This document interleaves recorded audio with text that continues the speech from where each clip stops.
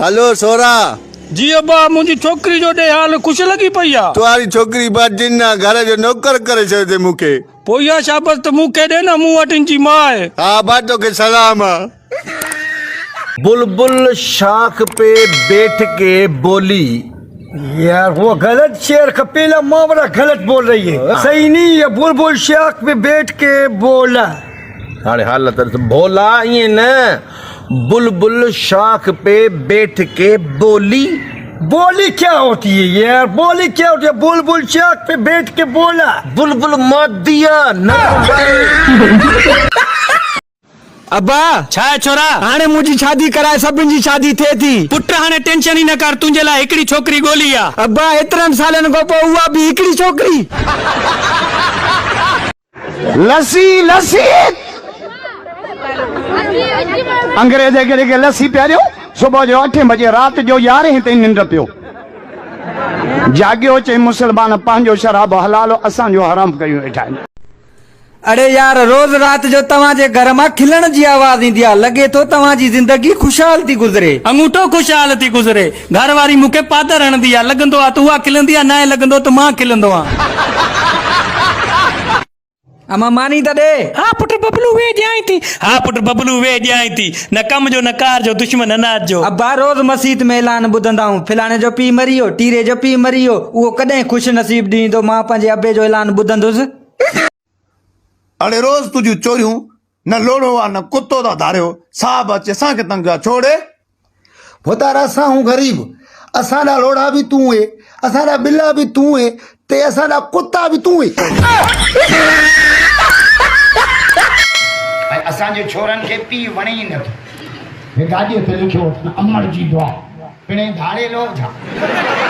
अम्मा अतयात अचे जो ओह रबी जल ओह इनाते ना कुल होला मैं को औंदई कोनी। सहरा सब याद इंदी तरण ले जी मालाड़ो अपटिया। अॼुकल्ह स्टाफ ते फ़क़ीर एतिरा वधी विया आहिनि जो 20 जी दही वठण वञ त 30 रुपया ख़ैरियत में हलियो था वञनि।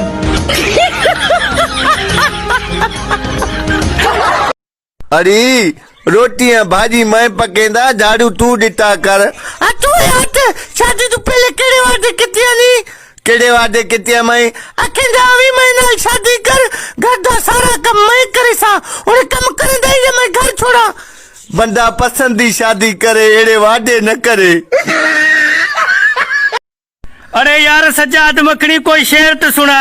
सुन वाला सुना। इश्क तेरे विच कटवा सकदा गर्दन। वाह वाह वाह। इश्क तेरे विच कटवा सकदा गर्दन। अगूते भी आख न यार। केले 20 रुपए दर्जन, 20 रुपए दर्जन।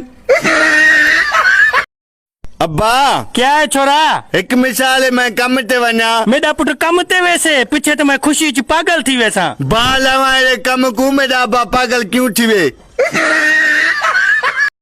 अज निंड ही न थी अची अलाए छो। निंड नथी अचे ई न त पोइ पोची खाने में थाऊं पिया ते उहे धोएस। या निभागी निंड में ॻाल्हाइण वारी आदत अलाए कॾहिं ख़त्म थींदी। अस्सलाम वालेकुम भाऊ। वालेकुम अस्सलाम। केड़ा हाल भाऊ? खैरा बा। भाऊ भला तव्हां घणा ॿार आहियो? चोबा असां 7 भाइर आहियूं। 8 जो आहे त मुंहिंजो कहिड़ो औंठो पटियो आहे।